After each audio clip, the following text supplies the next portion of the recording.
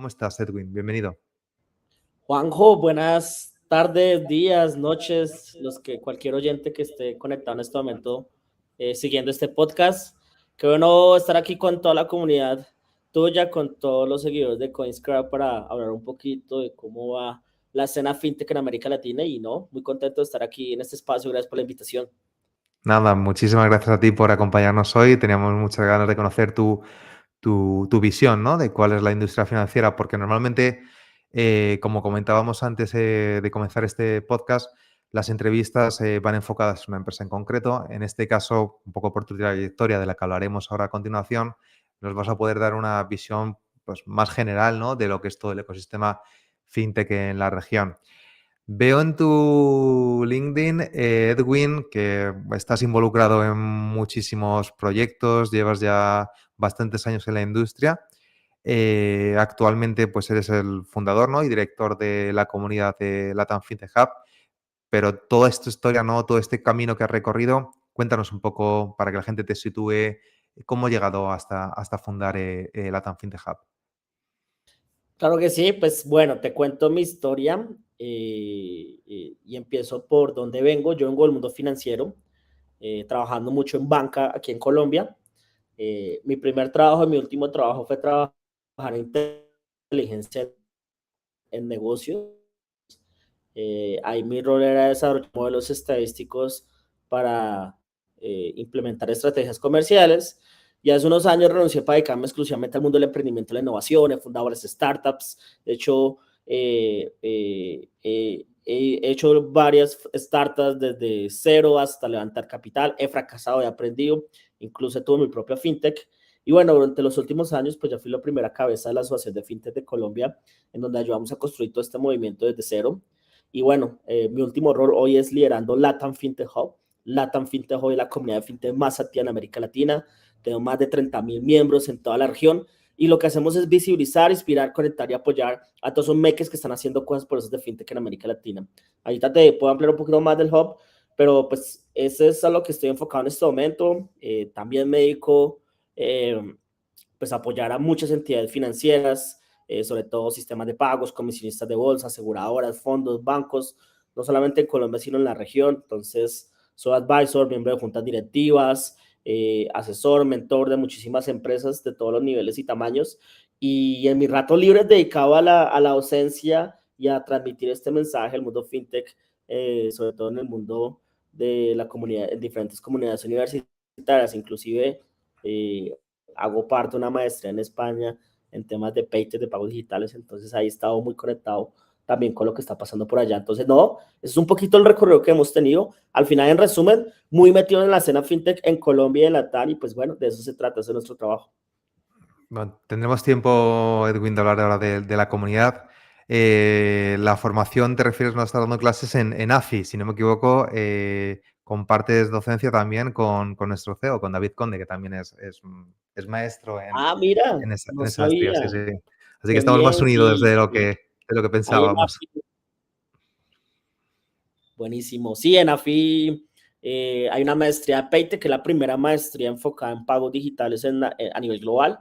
Y ahí precisamente doy las clases de pagos con Open Finance, todo el movimiento de neobancos, nuevos redes de pagos. Entonces, ha sido un trabajo bien bonito también.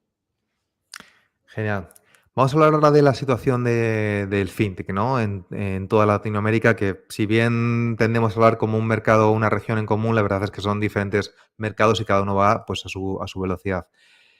¿Cuál dirías, si tuvieras que decir, ¿no? ¿Cuál es la situación o el estado actual del fintech en la región? Sí, tú bien lo dijiste, la industria fintech es una industria muy heterogénea, con modelos de negocio de diferente tamaño, naturaleza, todos funcionan distinto con velocidades y audiencias distintas. Entonces, tratarlas de poner en una misma bandeja y resumirlas no es tan fácil, sobre todo en mercados tan mixtos como lo tiene Latinoamérica. Pero sí te puedo decir algo, Latam pues está viendo su mejor momento, el boom fintech se mantiene. Se habla de más de 4,000 iniciativas de fintech mapeadas en toda la región. Obviamente los países líderes son Brasil, México y Colombia, los que en este momento pues dominan la actividad fintech en la región. Y eso no solamente se mira por el número de startups o fintechs que tiene cada país, sino se mira por 5 variables. La primera variable es la regulación, es decir, qué tanto hay una agenda de políticas públicas que incentivan o promueven la innovación financiera independiente si es un jugador tradicional o es un jugador emergente.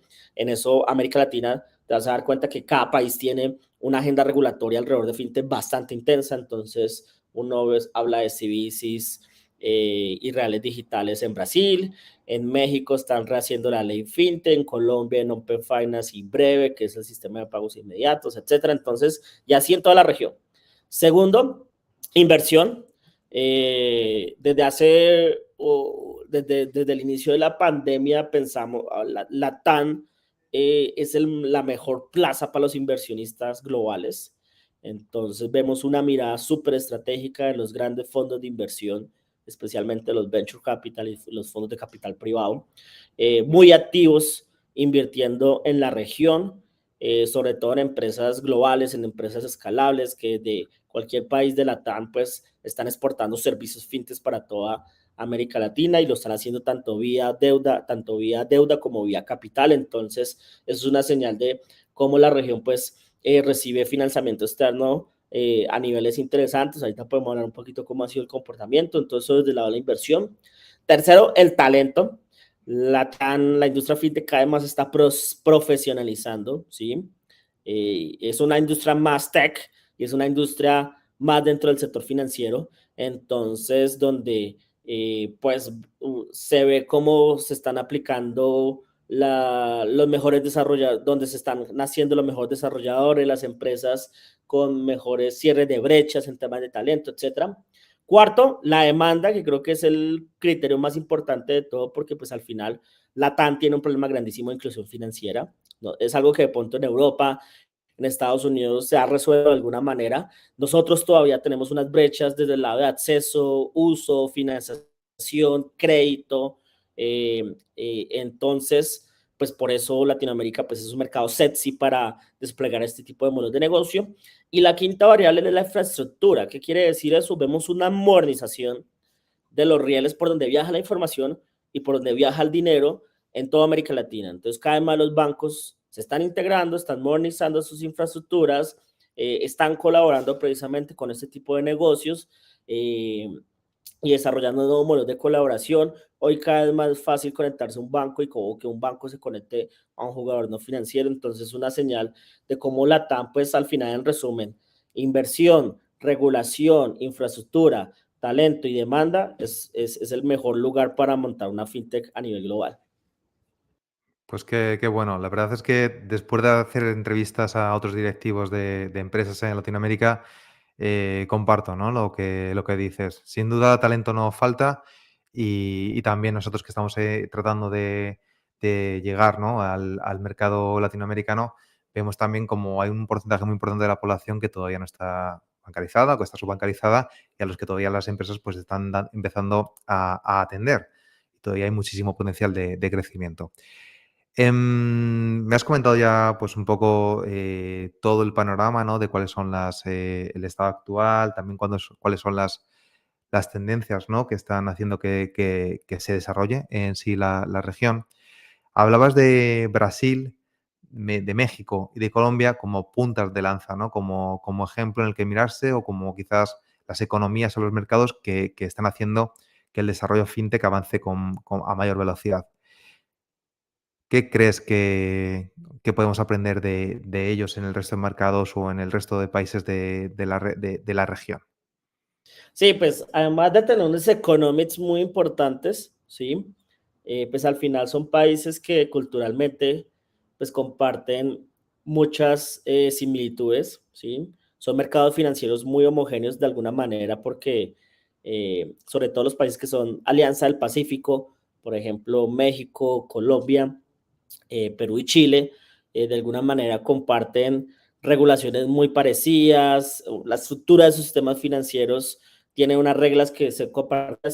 En América Latina todo lo copiamos, entonces lo que hacemos en un país lo estamos implementando después posteriormente en otro país. Entonces uno se da cuenta que la conversión que está teniendo en este momento Colombia de Open Finance, de pagos inmediatos, pues Brasil la tuvo hace 4 o 3 años, ¿sí? Entonces uno sabe que lo que va a pasar y lo que está pasando ahorita, por ejemplo, en Centroamérica, por ejemplo, países como Guatemala y Dominicana, que apenas están hablando de billeteras digitales, de servicios financieros en la nube, pues fue una conversión que Colombia tuvo hace también 3, 4 años. Entonces todos estamos haciendo como la ruta alrededor de cómo implementar y desarrollar esta industria, ¿sí? Entonces, ¿qué está pasando principalmente en cada país? Brasil, pues tiene una conversación bastante fuerte sobre el impacto del Open Finance, va en su cuarta fase de implementación y obviamente eso está muy cercano a su hermanito famoso popular que es el PITS, en donde pues ahorita están más concentrados en la definición del PITS automático. También hay unos pilotos muy importantes donde toda la industria, tanto bancos, están trabajando alrededor de su moneda digital emitida por el Banco Central, su CBDC. Entonces hay una conversión bastante fuerte, bastante interesante que seguramente los demás países también vamos a tener en un futuro. Colombia, la conversación más fuerte en este momento es Open Finance y pagos inmediatos igualmente. Nosotros hasta ahorita vamos a tener nuestro sistema de pagos inmediato interoperado que se va a llamar Breve. Y por otro lado, pues el Open estamos esperando la implementación de la obligatoriedad de alguna manera para que empecemos a tener este ecosistema de compartimiento de datos abiertos entre jugadores financieros y no financieros. Y por el lado de México, pues en vista de este nuevo gobierno que está entrando, pues están en ese momento de revisar cómo rehacer la ley FinTech. Recuerden que México fue el primer país a nivel mundial en crear una regulación integral para el sector FinTech, pero tristemente durante los últimos años se ha quedado bastante rezagada y el impacto no ha sido el esperado. Entonces, pues está una definición entre los hacedores de política pública y la industria de, bueno, cómo la realzamos, cómo hacemos para quitar esas barreras que de alguna manera se esperaban que se liberaran. Entonces, lo que es cierto es que hay una revolución de licenciamiento de bancos digitales bastante fuerte en México. Veíamos hace poco, hace unos días, como Nubank ya le habían otorgado su licencia y así vemos a que como todos ellos están haciendo también la misma fila, muchos jugadores también.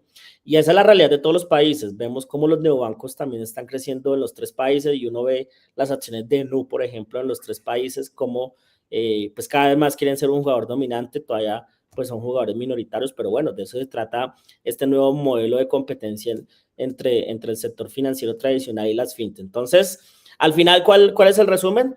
Pues estamos en un mercado bastante dinámico.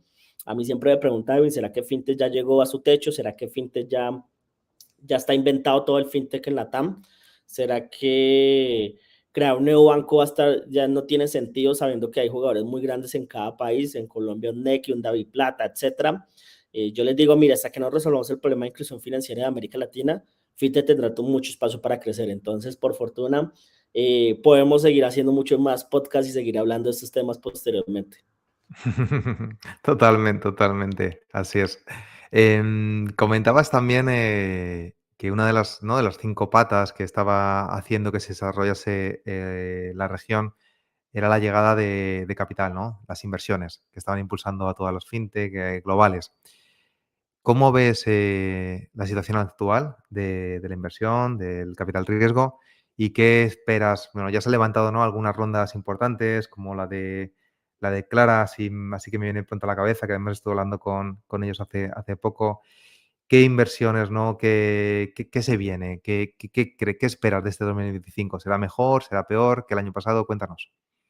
Mira, Juan, que en esto el escenario es retador, porque es que nosotros venimos de unos años de pandemia en donde había muchísima liquidez, muchísimo dinero para la industria, mega rondas, y ahí tuvimos los máximos históricos en financiación externa para fintechs. Fintech sigue siendo la niña bonita del ecosistema. Si tú me dices, Edwin, de todo lo que llega de Venture Capital para las industrias tech, casi el 50% sigue siendo fintech, es decir, estamos dentro del el principal rubro de la tesis de inversión de los inversionistas locales y regionales, ¿sí? Pero obviamente, pues ya no tenemos los mismos volúmenes que tuvimos durante el 2020 y 2021, que fueron números extraordinarios. O sea, la TAM tuvo un 2021 que llegó a recaudar tanto deuda como capital más de 13 billones de dólares. Eso es muchísimo dinero para este sector. Hoy, hoy no estamos, la TAM no está superando más de los 3 billones, ¿sí? Volvimos a los niveles de prepandemia. Claro, hay una ralentización del venture capital en los últimos años debido a las tasas de interés altas, debido a la inflación, también muchísimas empresas que tuvieran presiones bastante grandes en donde tuvieron que hacer ajustes en su estrategia de rentabilización. Antes la expectativa de rentabilidad era muy de largo plazo, hoy hay una presión a que cada vez más buscar escalabilidad y rentabilidad en las empresas, que eso es bueno, eso es positivo, eso sana un poquito el mercado, corrige las valoraciones, ayuda a que aquellas empresas que sí fueron cuidadosas y no quemaron tanto dinero y tenían claro llegar a un punto de equilibrio, pues fueran las que hoy son las que son rentables, hoy son las que son mejor valoradas y aquellas que no fueron tan juiciosas, pues de alguna manera o se tendrán que reacomodar o finalmente morirán o tendrán que ser absorbidas y eso es parte de la dinámica del mercado. Entonces, yo siento este 2025 con un mejor dinamismo, un mejor optimismo, claro, todavía los inversionistas, muchos inversionistas se mantienen herméticos, pero este primer Q pues ya arrancó muy bien, entonces vemos una ronda de Sol Fácil en Brasil de 170 millones de dólares, que ellos hacen financiación para tecnologías limpias. Vemos un Plata, que es un emisor de tarjetas de crédito en México, 160 millones de dólares. Clara, tú lo dijiste, 80 millones. AI, que en Colombia hace Buy Now Pay Later, pero recientemente se volvió entidad financiera vigilada, 70 millones de dólares vía deuda. Walla, que acabó de hacer una extensión de su serie más o menos alrededor de unos 66 millones de dólares. Entonces, son números importantes, obviamente hay que reconocerlos. Sí te digo, Juanjo, que cuando estábamos hace unos años eran mega rondas, es decir, por encima de los 100 millones de dólares. Todas son muy raras, es muy raro ver las mega rondas. Hace unos años uno veía una explosión de unicornios, hoy ya no pasa eso. Hoy ver unicornios sí es algo raro, pero bueno, eso es parte del ciclo económico y pues en la medida que pasemos este valle, pues obviamente volverá a llegar más dinero al sector fintech porque al final pues hay que financiar el crecimiento de este sector. Las reglas han cambiado del juego, eso está claro. La inversión se premia, ¿no? Se premian otras cosas más allá del crecimiento, que antes solamente era crece, me da igual la plata que quemes. Hoy no, se pide EBITDA, no se mira otro tipo de métricas. Y Es está que mira, cambiando. Juan, que hace unos años uno se puede ir a Silicon Valley con un PowerPoint y llegar con $1 millón. Hoy eso no es tan fácil y hoy pues los VCs que están buscando IA, entonces eso cambia muchísimo el approach, entonces claro, tú ves que todas las startups en Estados Unidos y en Europa están construyendo cosas con IA, en Latam sí, pero pues en Latam hay un problema más grande de inclusión financiera, entonces eso reacomoda muchísimo hacia dónde se tienen que perfilar las empresas en temas de inversión. Totalmente, totalmente. Bueno, hemos comentado la situación, ¿no? de la región en general a nivel fintech. Hace unos años te sientas y decides arrancar con esta comunidad, con LATAM Fintech Hub. ¿Cómo surgió, no? ¿Cómo surgió el hub? Aunque ya nos has dejado algunas pinceladas. Y sobre todo, ¿cuál es el papel, ¿no? que intenta jugar en el sector, Edwin? Sí, mira que nosotros construimos Latam FinTech precisamente a inicios del 2020 en plena pandemia, porque si bien cada mercado se está desarrollando, había un actor que articula la industria, están las agremiaciones, están las asociaciones de FinTech, nos dábamos cuenta que a nivel LATAM, a nivel regional, eh, había muchas fallas de información del sector, ¿sí? Entonces, ese fue el propósito con el cual arrancamos el Hub, como un espacio en donde se podía consolidar de alguna manera cómo iba el avance de la industria. Y bueno, después de nacer como un portal informativo, pues hoy es una comunidad bastante abierta en donde más que respaldar o reconocer a las empresas, reconoce a las personas que están detrás de esas empresas y que están haciendo esos cambios poderosos en el sector fintech. Entonces, la TAM Fintech tiene tres modelos, tres líneas de acción. Uno, todo el tema de contenidos, entonces nosotros todos los días monitoreamos todo lo que está pasando en FinTech en la América Latina, sabemos quiénes son los nuevos jugadores, qué cambios regulatorios hay, qué nuevos productos, qué nuevas alianzas están saliendo en el sector, y en eso nos hemos vuelto un punto de referencia y conocimiento para el ecosistema, ¿sí? Segundo, al ser comunidad, pues creamos muchos espacios de conexión con la comunidad, tenemos eventos casi todas las semanas en toda la región, entonces, de toda clase, de los más chiquitos a los más grandes, webinars, centros de networking, masterclasses, misiones empresariales, mega conferencias, etcétera, y que son espacios precisamente para que la comunidad se junte. Y los hacemos en toda la TAN. Entonces, en el último Q estuvimos en Guatemala, Dominicana, Costa Rica, Panamá, México, Perú. Entonces, es así como juntamos la comunidad. Y tres, tenemos una línea de consultoría y banca de inversión. Entonces, cuando un corporativo, una startup quiere entrar al mundo fintech, nosotros les ayudamos con toda la estructuración del caso de negocio de punta a punta. Vamos ante los bancos, las franquicias, los reguladores y armamos el Lego muy completo pues para aquellos que quieren entrar al sector fintech. Entonces, de eso se trata el Hub. El Hub es un lugar donde queremos precisamente organizar toda la información del ecosistema, hacerla lo más accesible, lo más fácil y lo más útil. Y bueno, y demostrar quiénes son los que están construyendo pues estas transformaciones e innovaciones en América Latina en el sector financiero. Este servicio de consultoría que ofrecéis, en concreto, ¿cómo funciona? Si me quieres dar algún detalle más, me gustaría conocer más. Y precisamente cuando un corporativo o una startup quiere entrar al mundo fintech, nosotros les ayudamos con toda la estructuración del caso de negocio. Entonces, en eso, pues nosotros hemos ayudado a múltiples jugadores chiquitos y grandes en temas de crédito digital, neobancos, cripto, crowdfunding, etcétera.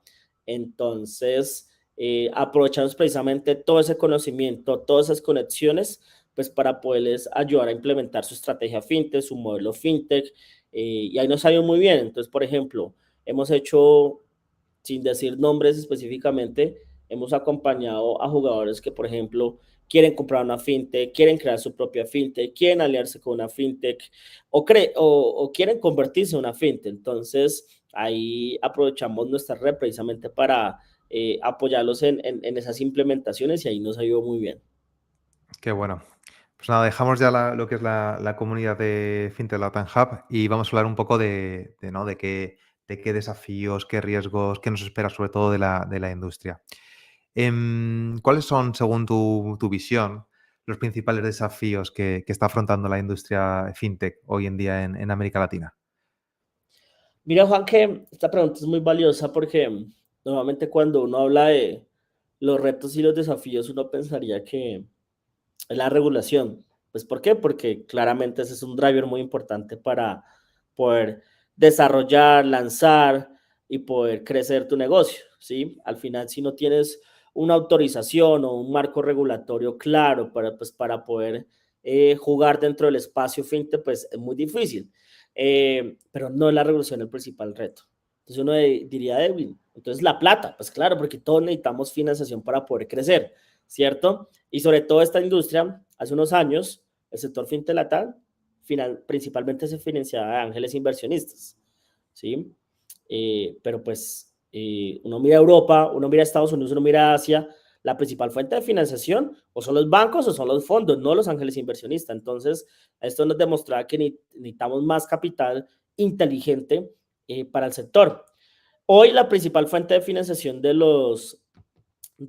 las fintechs en LATAM ya son VCs, ¿sí? Tanto locales y extranjeras, pero esa proporción es apenas del 30%. Aquí necesitamos que empiecen a entrar fondos de capital privado, ¿sí? Firmas de equity, que empiece a entrar el gobierno, que empiece a entrar las entidades financieras. Uno mira ejemplos como Estados Unidos, ¿quiénes son los que más financian las entidades financieras? Los bancos, y aquí esa dinámica todavía no pasa, ¿sí? Entonces, pero te digo algo, no es la financiación el principal reto de las fintechs en la TAN, sino es la regulación y si no es la financiación, ¿cuál es el principal desafío? Mira, nosotros hicimos una encuesta, le preguntamos a todas las fintechs de la TAN cuál es su principal desafío que tienen para este año. Y el resultado es escalabilidad, ¿sí? Y este cuento de la escalabilidad se volvió muy relevante. ¿Qué es escalabilidad? ¿Cómo construimos los negocios rentable, sostenible y copiable a diferentes mercados, segmentos y nichos, ¿sí? Entonces, y en eso, ahí nos damos cuenta que muchas empresas le cuestan todavía la escalabilidad. Te doy un ejemplo muy fácil, Colombia, que es donde estoy, donde opero, que es mi base. En Colombia nacen billeteras todos los días, ¿sí? Pero mueren también muchísimas todos los días, ¿sí? Entonces, te puedo decir que solamente de la gran cantidad de billeteras que puede haber en Colombia, no sé, alrededor de unas 20, 50, exagerando ese número, solamente 5 tienen más de 1 millón de usuarios, ¿sí? Y solamente 2 en este momento están en punto de equilibrio o ya son rentables. Entonces, ese es el cuento de la escalabilidad, ¿sí? Entonces, y pasa en crédito digital, pasa en empresas de pagos, ¿sí? Que todavía sus márgenes son muy difíciles, etcétera, que tienen bastante, eso sí tienen bastante retos de escalabilidad. Entonces, hoy hay un approach a, bueno, ¿cómo construimos empresas más escalables? Y esto puede sonar un poquito como un huevo y la gallina, pero Edwin, es que para ser escalable yo necesito financiación, yo necesito inversión, ¿sí? Yo necesito primero la inversión, pero para que me inviertan necesito que el regulador me dé la licencia o que el regulador saque esta regulación, etcétera. Entonces, pero para que el inversionista invierta en mí, yo necesito mostrar unos economics bonitos que demuestren que estoy escalando. Entonces, es como el huevo y la gallina, pero al final, hoy esa es la principal necesidad de las empresas y pues bueno, vemos cada vez más empresas más conscientes en ese road to profitability. Entonces, eso es muy bueno y eso demostrará que tenemos empresas que definitivamente están generando un impacto, que son sostenibles, más allá del impacto económico, es un impacto también social y ambiental, que eso a veces ni lo miramos, pero esa es la nueva visión que está teniendo el sector. Muy gracioso como has explicado esto, ¿no? No es el financiamiento, no es la regulación, es el final, pues es todo, ¿no? Es un poco todo, es este círculo virtuoso, este círculo vicioso en el que cada uno tiene que poner su parte. Y te lo doy con un Em, ejemplo, Juan, y es que por muchísimos años, y nosotros que sacamos noticias todos los días de las empresas, pues se alardea de tal empresa llegó a tantos usuarios, tantos clientes, ¿sí? Tantas descargas. Hoy se volvieron métricas banales, ¿sí? Hoy ahí lo que me interesa es, dime cuántos te están pagando, dime cuántos te están generando revenue, cuántos te están contribuyendo al negocio y cuántos ya son rentables para ti. Y esa es una métrica que está pidiendo no solamente el inversionista, lo está pidiendo la industria. Entonces, hoy es interesante ver que hoy los titulares es, ya tal fintech ya llegó a punto de equilibrio. Ese es el titular que todos hoy ya están aplaudiendo. Entonces, ese es el cuento de la escalabilidad. pues enhorabuena. Desde luego no es un reto fácil llegar a ese punto para cualquier startup, así que es todo un hito conseguir ver ese titular si eres una startup. Una de las, digamos, de las claves del éxito, al menos en Europa, ha sido de una fintech, ha sido la colaboración con bancos. ¿Cómo crees que se puede hacer también, se puede potenciar esto desde América Latina? Esa colaboración entre bancos y fintechs. Primero, pues medidas eso, que fluya el dinero, ¿no? Que los propios bancos financien a esta creación de empresas. ¿Qué más otro tipo de acciones crees que pueden hacer los bancos? Sí, nosotros por fortuna en la TAM rápidamente superamos esa conversión antagónica entre bancos y fintechs, ¿cierto? En que inicialmente consideraban este tipo de empresas amenaza, que no iban a ser relevantes en el mercado, que jamás le iban a quitar una posición a los incumbentes y que en realidad el discurso y el relacionamiento era un discurso de colaboración, ¿sí? Porque de alguna manera un banco tradicional, o esto le pasa a cualquier entidad financiera, una aseguradora, una asset manager, una fiduciaria, etcétera, lo que sea, tiene una arquitectura tan robusta, pero es tan robusta que no puede ir a la misma velocidad como si lo hace una fintech. Y por otro lado, la fintech tiene un equipo tan dinámico para trabajar sobre cualquier tecnología, pero tiene una capacidad instalada tan reducida que no lo puede escalar como si lo hace un banco. Entonces, por eso se habla de colaboración. Nosotros nos inventamos o, seguimos, o nos gusta apropiarnos de un término que se llama la fintegración. ¿Qué es la fintegración? cómo construir modelos de colaboración entre entidades financieras y fintechs, porque se ha demostrado que existen dos modelos de innovar en la banca. Está la innovación abierta y la innovación cerrada. La innovación cerrada es cuando yo soy del approach, yo puedo solo, yo no necesito a nadie, yo construyo mis innovaciones. Y el modelo de innovación abierta es, no, vamos hacia afuera y miremos qué encontramos, con quién nos aliamos, con quién nos juntamos para ver qué nos inventamos, ¿sí? Entonces, los dos approaches son válidos, ¿sí? Pero nos hemos dado cuenta que aquellas entidades financieras que aplican una estrategia de innovación abierta, de colaboración, de integración, de ir a acercarse al ecosistema, pues aceleran sus ciclos de innovación, encuentran nuevas demandas, nuevos nichos y nuevas fuentes de ingresos. Eso está comprobado. Entonces, uno ve casos en donde, por ejemplo, creo que el mejor caso de la TAM de integración es el de Rappi, ¿sí? Entonces, Rappi en Colombia salió con Davivienda, Rappi en México salió con Banorte, ahorita lo va a comprar Banorte directamente porque su estrategia de build, de hacerlo yo mismo, que se llamó Vineon, fracasó tristemente. Rappi salió en Perú con Interbank, y Rappi con Itaú en Chile. Entonces, claro, cada alianza tiene sus atributos distintos, pero al final es una demostración de, bueno, en dónde yo soy bueno y dónde tú eres bueno, porque de alguna manera los bancos no compiten con las fintechs, lo que hacen es que las fintechs complementan precisamente esos segmentos donde la banca no puede bajar o no quiere bajar, ¿sí? Entonces, pero eso sabes que ha cambiado, Juan, el tema de colaboración entre fintechs y bancos. Yo te decía, al final yo puedo aliarme con una fintech, puedo hacer una alianza con una fintech, perdón, puedo invertir en una fintech, comprar una fintech o crear mi propia fintech, todo es válido, todo es legítimo, pero ese discurso de colaboración está cambiando en este momento con la llegada de los neobancos. Los neobancos, pues al ser bancos 100% digitales, pues lo que buscan es competir y sustituir la oferta de un banco tradicional. Ahí ya no hay colaboración, ¿sí? Obvio. Entonces, Juanjo tiene sus tres productos, tiene su hipoteca, su tarjeta de crédito, su cuenta de ahorros en el banco X, en el banco rojo tradicional. Pero aquí ya llega el neobanco moradito o amarillo, magenta, cualquier color disruptivo, y también te quiero ofrecer la cuenta de ahorros, te quiero ofrecer la tarjeta de crédito y el préstamo personal. Eso ya no es colaboración, eso es competir. Y eso está bien, necesitamos más competencia dentro del mercado, necesitamos que entren más agentes, que generen más innovación y quien se beneficia es el consumidor. Entonces, yo me atrevo a decir que ya el tema de colaboración y fintech, ese discurso tan bonito, ya está pasando a otro nivel.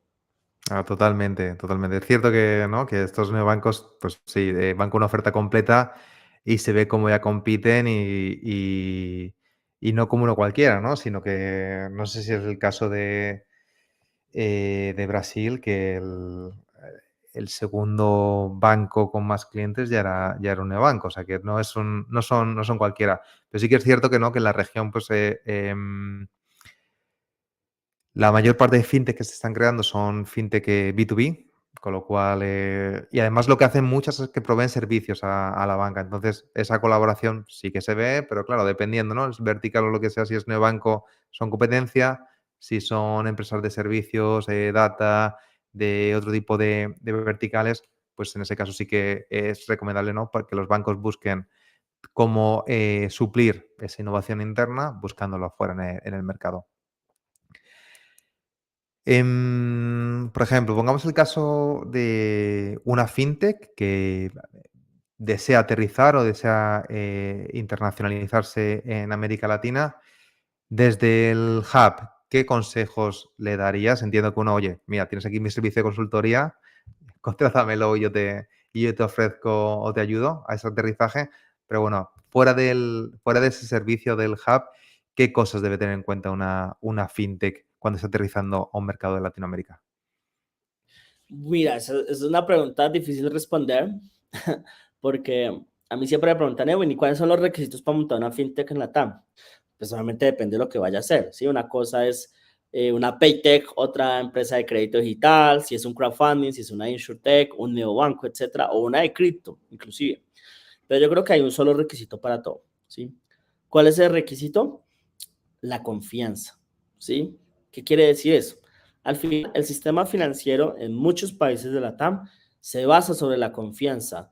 Tú, Juan, tienes tus depósitos, tus ahorros en un banco, confías en el sistema financiero. Gústenos o no, tendremos una imagen, una reputación distinta, pero confiamos finalmente en el sistema financiero. Entonces, si uno quiere meterse en la escena fintech, el requisito principal para poder participar es cómo generar confianza. Y para mí hay un validador muy importante de confianza en toda la región y es ser vigilado, ¿sí? Tener una licencia regulatoria, ¿sí? Claro, cada país tiene un ordenamiento distinto y una jurisdicción especial sobre cómo se obtienen esas licencias, etcétera, pero al final hay que buscar precisamente esos drivers de confianza pues, para poder de alguna manera ser un jugador reconocido, legítimo, pues para poder crecer dentro de cada mercado, ¿sí? Entonces,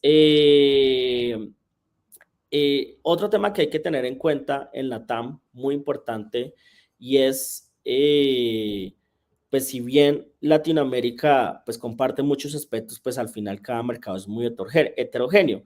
Las conversaciones van a diferentes velocidades, ¿sí? Entonces, claramente hay que tener ese contexto local de cada país pues para poder identificar dónde están las oportunidades. A mí me gusta siempre responder esto con una frase de David Vélez. Ustedes saben que David Vélez pues es colombiano, pero Nuban no lo arrancó en Colombia, Nuban lo arrancó en Brasil, ¿sí? Y a él le preguntan siempre y es, ¿usted por qué montó eso en Brasil y no lo montó en Colombia? Y él siempre responde, es que, Edwin, esto uno no tiene, uno los negocios no los tiene que idear y montar y crecer y escalarlos en donde uno nació, sino en donde el problema es mucho mayor. El problema de inclusión financiera de Brasil es mucho más grande que el de Colombia. Por lo tiene mucho más sentido ir a resolverlo allá que hacerlo posteriormente, inicialmente en Colombia. Y así lo hizo. Hoy es el tercer país en donde tiene presencia, pero arrancamos primero en Brasil. Y yo creo que también tenemos esa percepción de que independiente del país donde nazcamos o estamos originando, creemos que la misma solución va a funcionar para el mismo mercado. No, toca ir ahí y mencionar bien la problemática, ¿sí? Saber cuáles son esos drivers o cuáles son esas externalidades asociadas sobre por qué lo hacen de esta forma y por qué no lo deberían hacer de esta forma. Entonces, yo creo que entendiendo las problemáticas de cada país, pues finalmente cualquier empresa extranjera global, pues podrá ser muy exitosa en la región. Y los hay empresas muy importantes de afuera que el mercado las ha recogido, las ha recibido y pues están creciendo y escalando. Sí, además se vienen cositas, ¿no? Como se dice ahora en la región con la llegada de neobancos, pues por ejemplo del neobanco inglés, ¿no? Más conocido que es Revolut. Muy importante, ¿no? Quedarse con esa cita, con eso que decías de David. Además, por lo que los hechos, ¿no? Realmente por lo que nos demuestran los hechos, no se equivocó David en lanzar Nubank en Brasil. Te lo Vamos a muestro por... con un dato muy sencillo y es, por ejemplo, en Colombia, nosotros tenemos un cap de tasa de interés, es decir, la tasa máxima para la originación de un crédito es alrededor, en este momento es alrededor del 26%. Eso es lo máximo que tú puedes colocar un crédito aquí en Colombia. En Brasil no hay cap, no hay tasa de interés, no hay una tasa de usura. La tasa promedio de colocación de tarjeta de crédito en Brasil es alrededor del 126% efectivo anual, nosotros 26%.